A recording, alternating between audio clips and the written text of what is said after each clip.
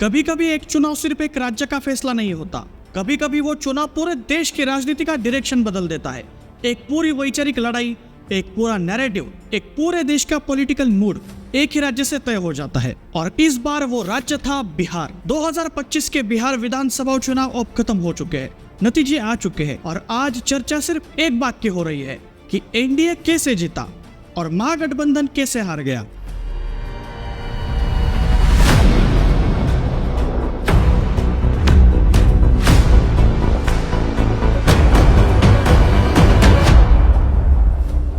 छह और 11 नवंबर को हुआ record breaking voting turnout almost 66.9%। और ये टर्नआउट सिर्फ एक नंबर नहीं था, ये बिहार का मूड था। जबकि पहले चरण में 65% वोटिंग हुई थी, यानी बिहार में इस बार दोनों चरणों में मिलाकर करीब 67% वोटिंग हुई है, जो बिहार के अब तक के इतिहास में सबसे ज्यादा है। इतिहास जब खुद को बदलने निकलता है तो जनता इसी तरह लाइन में खड़ी हो जाती है। सबसे पहले समझते हैं कि एनडीए क्यों जीता। इस चुनाव का सबसे बड़ा फैक्टर था महिलाओं का अभूतपूर्व turnout. Liquor ban, Ujjwala PM आवास, हर घर नल, डीपीटी स्कीम्स, इस सब ने महिलाओं के अंदर एक भरोसा जगाया कि गवर्नेंस अगर स्टेबल हो तो पूरी जिंदगी बदल सकती है।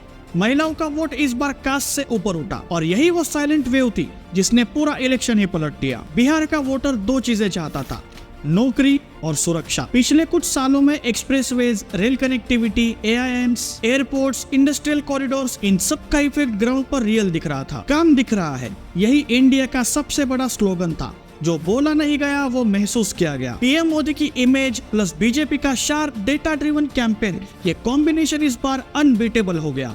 To Bihar for NDA government's swearing-in ceremony, while also launching sharp attacks at the opposition leaders and their past governance. He held 14 rallies across the state and a road show in Patna in less than a month, and concluded his extensive Bihar campaign on Saturday in West Champaran. Women plus OBC plus non-Yadav OBC plus upper caste, ये पूरा block इस बार NDA के साथ consolidate हुआ। इसने NDA को एक ऐसा वोट बैंक दिया जिसमें स्विंग भी नहीं आया।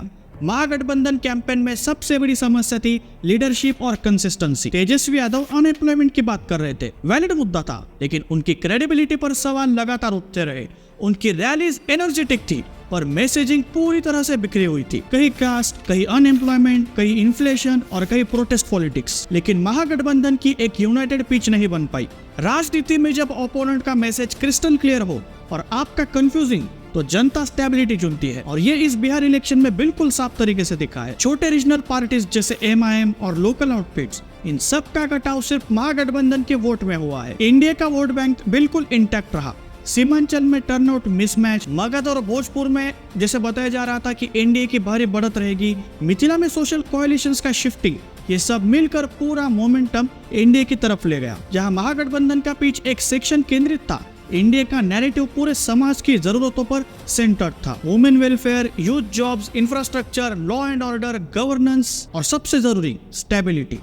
The high voltage campaign for the Bihar Assembly elections comes to a close. This marks the end of a fiercely fought contest defined by sharp rhetoric, caste equations and competing claims of governance and development. यह messaging पूरे बिहार के हर उस उम्र, हर cast, हर reason को touch कर रही थी। Rural belts में जहां बड़ी पॉपुलेशन बेनिफिशियरी स्किल्स में जुड़ी हुई थी, वहां इंडिया का सपोर्ट असाधारण तरीके से कंसोलिडेट हुआ। ये वो वोटर्स थे जिन्होंने चेंज नहीं, कंटिन्यूटी चुनी। इस बार polling trends, women turnout, welfare impact, इन सब ने पहले ही एक डायरेक्शन दिखा दी थी। फाइनल रिजल्ट्स ने उसे सिर्फ कंफर्म कर दिया। तो आखिर निष्कर्ष क्या है?